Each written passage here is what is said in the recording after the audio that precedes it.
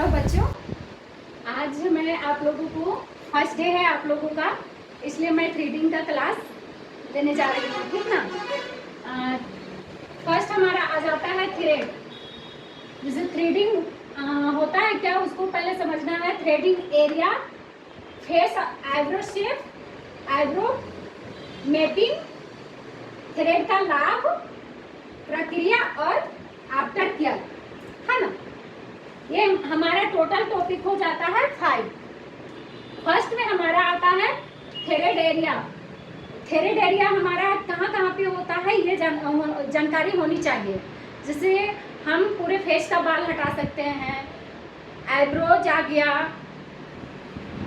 Plus upper lip, टूटी, चीक, मतलब पूरे फेस का हटा सकते हैं।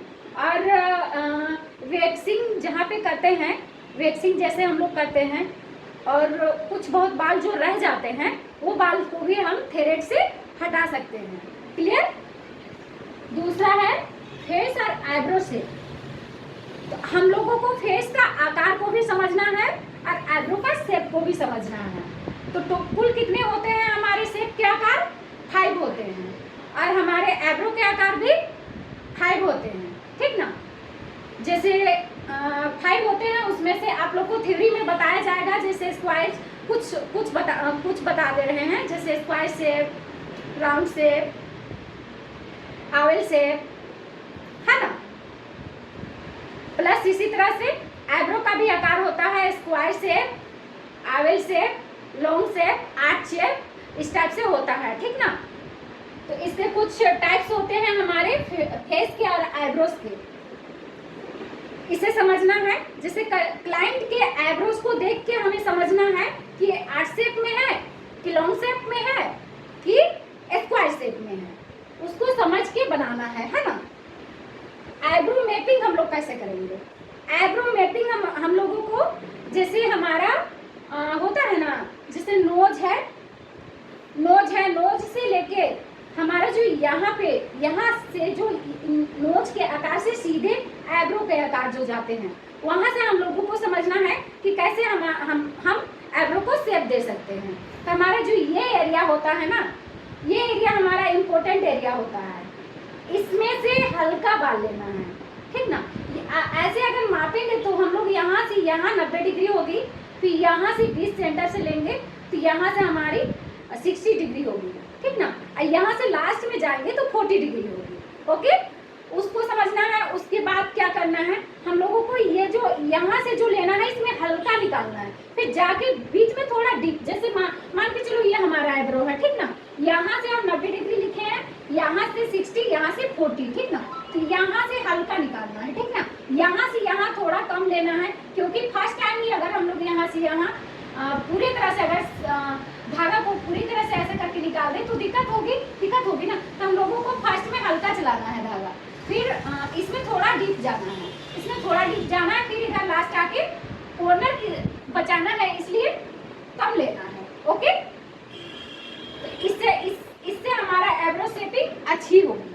ठीक। और दूसरी में आ जाते हैं, जैसे किसी का लॉन्ग रहता है तो इसमें अगर मान के चलो किसी का आईब्रो ऊपर की ओर ज्यादा है, तो एक्स्ट्रा आईब्रो भी हम क्या करते हैं, पूरे आईब्रो बन जाता है, उसके बाद क्या करते हैं, कैंची सीजर से कटिंग करते हैं, है ना।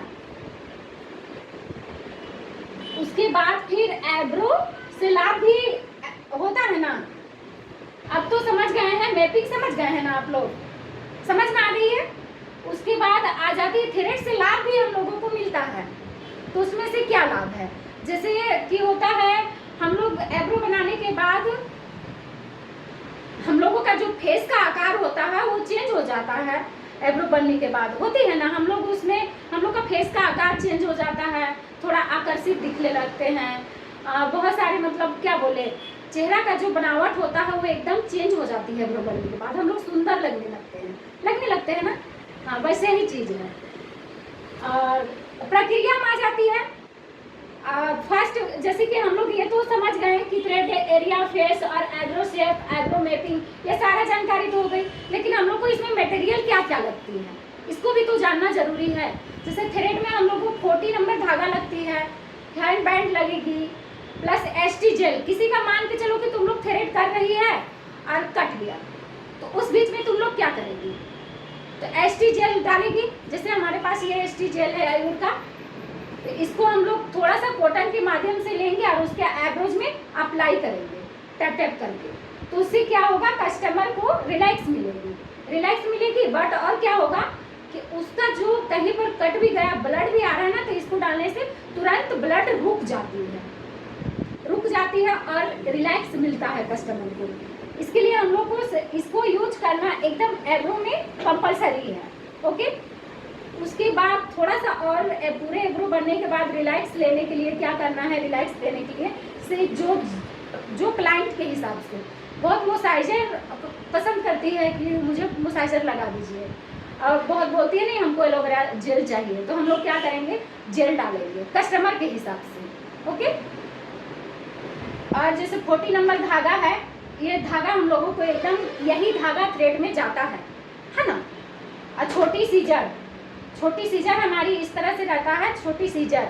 ब्रश जैसे आईब्रो बनाने के बाद हमारी जो प्लकर में बाल आ जाते हैं बहुत सारे, आप लोग देखते होंगे, तो उस बाल को क्लियर हटाने के लिए हम लोग ब्रश का यूज करते हैं। इससे हम लोग क्या करेंगे, पूरे बाल को क्लीन करेंगे, फेस में जो आए हुए बाल को क्लीन करेंगे। उसके बाद फिर क्लियर हमारा आईब्रो दिखेगा। कहीं छूट भी जाती है, कभी गलती ऐसी होती है कि बनते बनते 1-2 बाल छूट भी जाती है, तो इससे हम लोग क्लीन करेंगे तो क्या होगा कि हमारा जो छूटा हुआ बाल है वो भी क्लियर दिखेगा, है ना। तो इस सब चीज़ों को ध्यान देना है थ्रेड में, और इससे लाभ भी बता दिए हैं आप लोगों को, क्लियर कर दिए हैं। जैसे प्रक्रिया में 40 नंबर धागा लेना है अपने जैसे मुंह के माध्यम से। जैसे हम लोग इस तरह से धागा लिए, धागा लेने के बाद इसको 6 से 7 बार ऐसे घुमाएंगे, है ना। 6 से 7 बार ऐसे घुमाएंगे। एक लुक तो तैयार हो गई, हुई ना, एक लुक तो तैयार। उसके बाद क्या करेंगे, हमारा ये अंगुली से इस तरह से ऐसे टप करेंगे, है ना। उसके बाद ये जो है ना हम, इससे हम लोग ऐसे, बस इसी तरह से हमारा क्या होगा, हाथ चलनी चाहिए। तो सबसे पहले तो आप लोग क्या कीजिएगा, सबसे पहले इस तरह से धागा चलाने का रिवाइज कीजिएगा। उसके बाद हम लोग धागा चलाने के रिवाइज करने के बाद हम लोग उसको बनाने का कोशिश करेंगे, आईब्रो बनाने का कोशिश करेंगे, है ना। सबसे फर्स्ट में क्या होता है, सही तरीके से हम लोगों का धागा चलना चाहिए, है ना। धागा हम लोग सही से ऐसे चला पाएंगे तो ही हम लोग आईब्रो बना पाएंगे। ठीक, क्लियर है। तो हमारा धागा तो आप लोग चला ही लीजिएगा। उसके बाद हम लोग जैसे प्रक्रिया में और आफ्टर केयर में आ जाते हैं। तो आफ्टर केयर प्रक्रिया तो बता दिए, धागा कैसे चलाना है, क्या करना है, और इसमें और एक चीज आप लोग को क्लियर कर देते हैं। जैसे किसी का कटा हुआ स्किन हो या फिर सूजा हुआ स्किन हो, तो हम लोगों को क्या कराना है, थ्रेडिंग नहीं करना है। पहले से अगर सूजा हुआ स्किन हो तो क्या थ्रेड करना चाहिए, नहीं करना चाहिए, क्योंकि हम लोग जब थोड़ा सा थ्रेड करते हैं ना, तो हल्का हमारा आईब्रो के अगल बगल में लालिमा छा जाती है, हल्का सा। और किसी को मान के चलो कि किसी का सेंसिटिव स्किन है तो उसका रेडनेस भी आ जाती है। अगर सूजा हुआ स्किन में हम लोग आईब्रो बना देंगे, अब पहले से अगर उसका रेडनेस आती है तो हम लोगों को दिक्कत होगी ना। इसलिए हम लोगों को ऐसा नहीं करना है।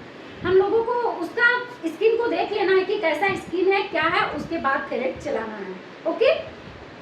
और जैसे मान के चलो कि कोई क्लाइंट का हम लोगों ने आईब्रो बनाया और रेसेस पड़ गई, तो फिर हम लोग क्या करेंगे, उसके लिए हम लोग क्या करेंगे, जैसे वो तो कटे हुए के लिए हमने बताया कि एसटी जेल डालिएगा, लेकिन जिसका रेसेस पड़ जाता है या फिर किसी का देखिएगा चट्टा एकदम कैसे हम लोग वैक्सिंग करते हैं तो उसमें रेसेस आ जाता है, उसी तरह से आईब्रो में भी आ जाता है। तो उसमें क्या करना है, उसमें हम लोगों को आइस का इस्तेमाल करना चाहिए तुरंत में। जैसे आइस हम लोग लगा देते हैं ना, तो ठंडक से क्लाइंट को, ठंडक से जो रेसेस होता है वो दब जाता है। और उसमें एलोवेरा जेल भी बहुत अच्छा काम करता है। उसमें एलोवेरा आइस लगा के और एलोवेरा जेल लगा देना चाहिए क्लाइंट को, उससे उसका तुरंत रेसेस जो होता है ना कुछ ही देर में ठीक हो जाती है। इसलिए इन सभी चीज़ों को ध्यान में रखते हुए थ्रेड का काम हम लोगों को करना पड़ता है ना। उसके बाद आ जाती है जैसे आफ्टर केयर में हम बताते हैं आप लोगों को, है ना। आफ्टर केयर जैसे आफ्टर केयर में होती क्या है कि हम लोगों को बहुत सारी चीज़ों का ध्यान देना पड़ता है। जैसे अभी बताएं, रेशेस आ जाए, सेंसिटिव स्किन हो तो उससे बचाते हुए चलना है।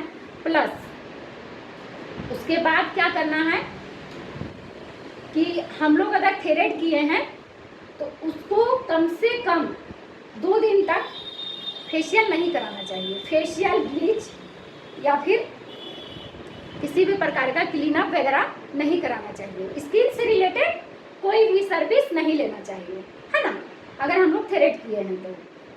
ऐसे 2 दिन नहीं तो कम से कम 12 घंटे हम लोगों को अवॉइड करना चाहिए, ठीक ना। बस यही चीज़ है आज का क्लास आफ्टर केयर में यही है।